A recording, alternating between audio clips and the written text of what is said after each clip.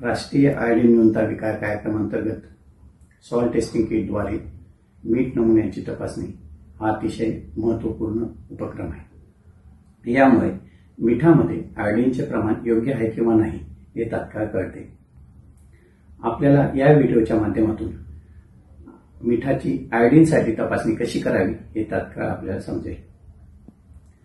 मीठ नमुन्यांची तपासणी झाल्यावर जर त्यामध्ये आयोडीनचे प्रमाण योग्य असेल तर त्या घरातील लोकांचे आपण अभिनंदन करावे व त्यांना आयोडीनयुक्त मीठ वापरण्याबाबतचा सल्ला द्यावा।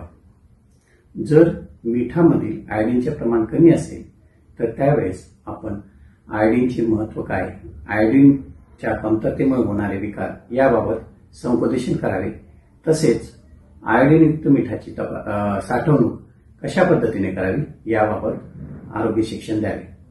धन्यवाद। नमस्कार, आज आपण सॉल्ट टेस्टिंग किट वापरून मिठाची तपासणी कशी करतात हे पाहणार आहोत। मिठाची तपासणी ही मिठामध्ये आयोडीन आहे की नाही हे पाहण्यासाठी केली जाते। हे किट कार्यक्षेत्रामध्ये आशाताईंकडे असते। या किटमध्ये ब्लॅक रिएजंट, व्हाईट रिएजंट, चमचा असतो। पहिला किटमधील चमच्याने तपासणीकरिता मीठ नमुना घेतला।